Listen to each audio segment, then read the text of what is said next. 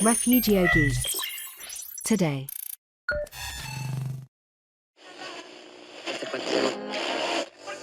Refugio Geeks. Today. Hola a todos, yo soy Cristian de Refugio Geek y esta semana toca sección de videojuegos, así que ponte cómodo y disfruta de este nuevo capítulo. Comenzamos. En este caso comenzaré hablando de Persona 5 Royal, ese juego que salió para mejorar todo lo que era Persona 5. En este caso, la versión original de Persona 5, lanzada al mercado en 2017, venía solo con textos en inglés. ¿Qué pasa? Que esto dificultaba mucho el entender ciertas palabras o expresiones a aquellas personas que no tuviesen un nivel de inglés medio o alto.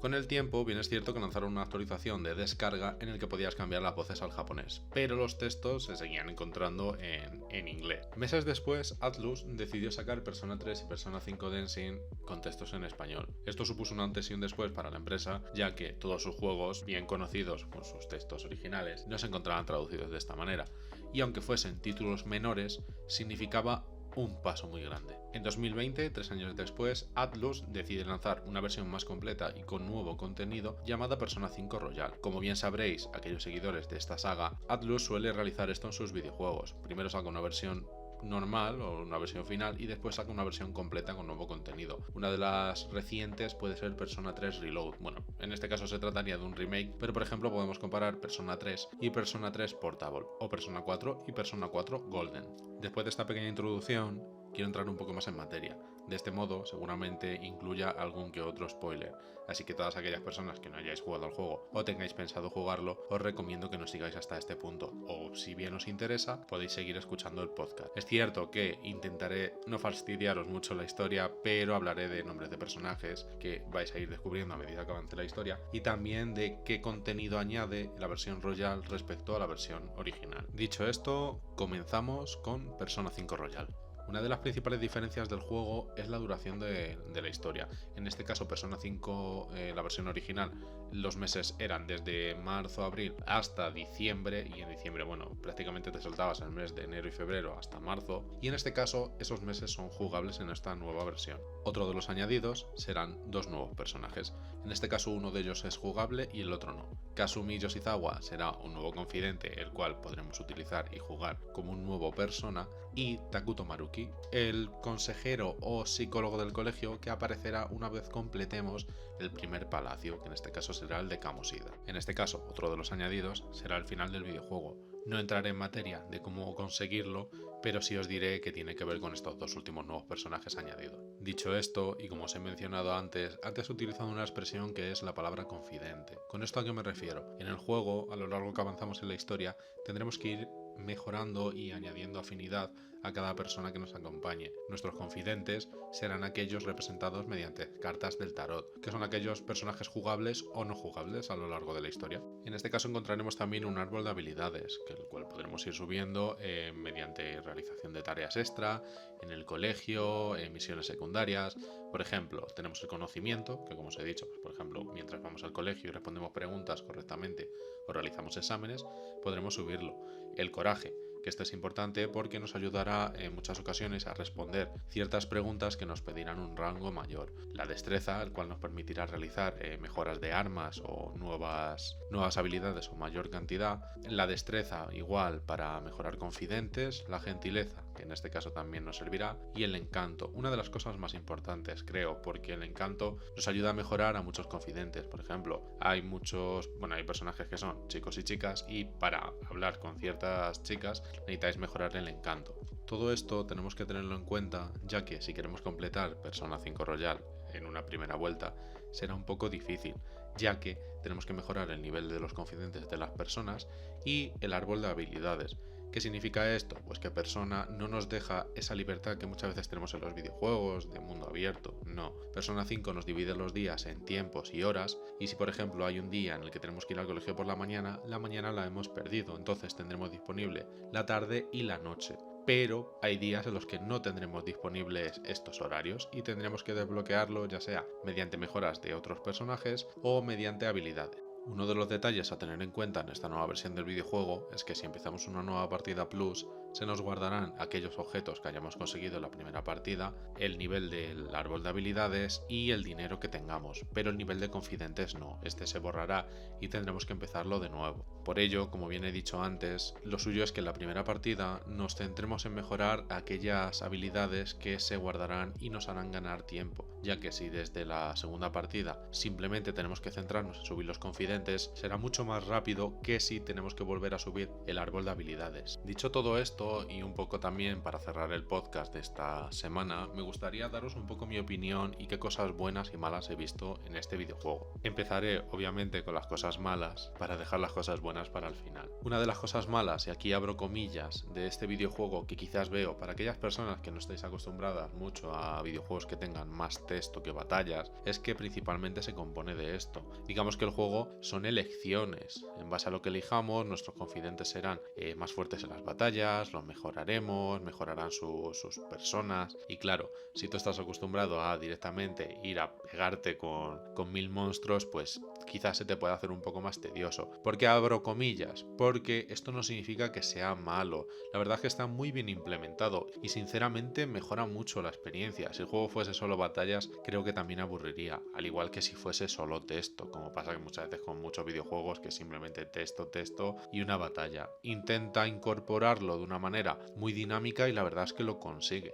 Para mí siempre la parte más tediosa es la parte del principio o el primer palacio, que en este caso pues como funciona en modo de tutorial, pues tienes que ir leyendo el texto, que bueno, que si hacéis una nueva partida plus podéis saltarlo y la verdad es que os ahorráis mucho tiempo, pero yo creo que el tutorial a mí me duró fácilmente una hora, hora y media al completarlo, porque claro, si tienes que luchar contra un jefe de primeras, tienes que leerte todos los textos y vas con un nivel bajo, es cierto que es un poco más tedioso. Después de esto, el juego va solo, porque lo bueno es que tendremos disponible ciertas habilidades y ciertas partes del juego que al principio obviamente no vamos a tener desbloqueadas, y esto nos facilitará mucho luchar contra los enemigos. En este juego se caracteriza sobre todo por una especie de personajes que se llaman persona, digamos que es una representación del alma del usuario. Hay personas que lo representan en forma de castillo, que serán los enemigos, bueno, no todos, pero el que tiene un castillo suele ser un enemigo fácilmente, y nosotros los protagonistas tenemos persona,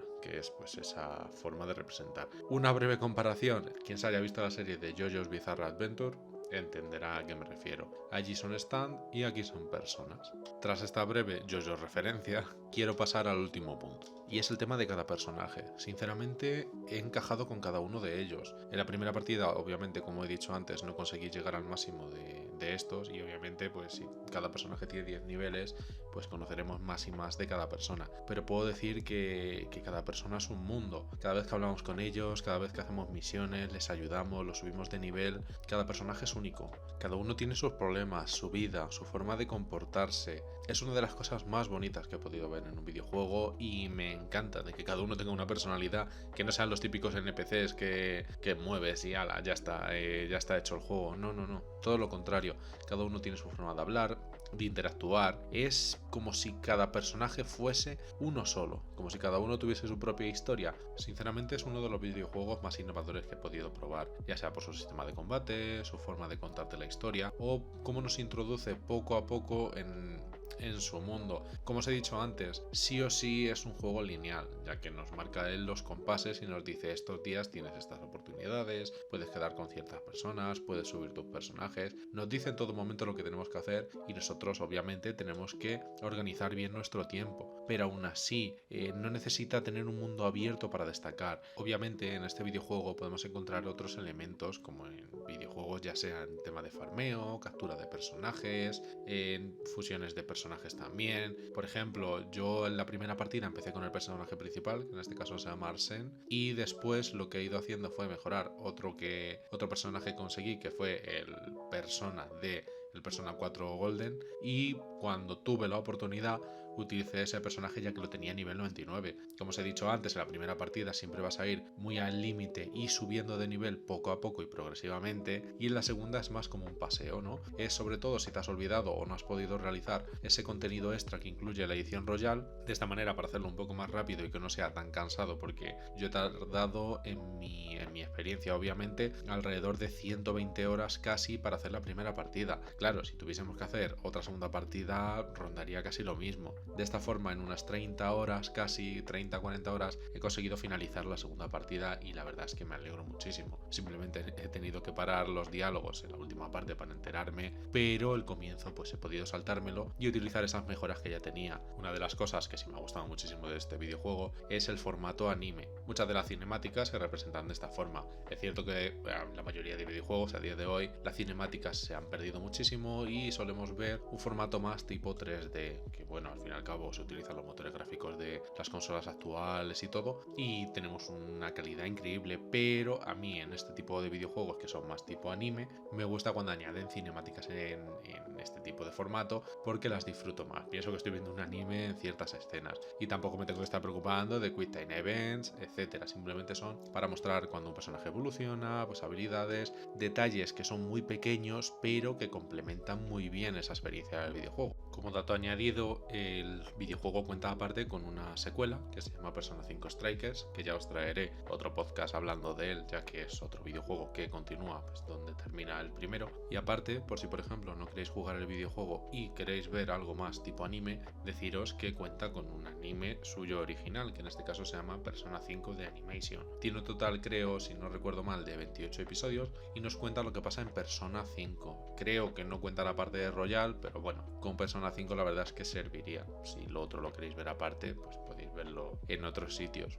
Por último y para cerrar el podcast, mi valoración final sinceramente sería un 4,5 de 5. No le daría un 5 porque creo que puede tener muchas cosas que pulir, pero son detalles tontos, como aquel que diría. Entonces le daría, vamos, un sobresaliente y muy alto. Hasta aquí el podcast de esta semana. Recordad que todas las semanas podéis votar o indicarme qué cosas queréis que hable. Suelo tener una lista preparada, pero a medida que avance el canal, obviamente tendré muy en cuenta vuestras valoraciones y vuestros comentarios. Así que espero que participéis en los podcasts y me digáis qué temas queréis que hable, qué series, videojuegos, cualquier cosa. Esto es Refugio Geek y hasta aquí el capítulo de hoy.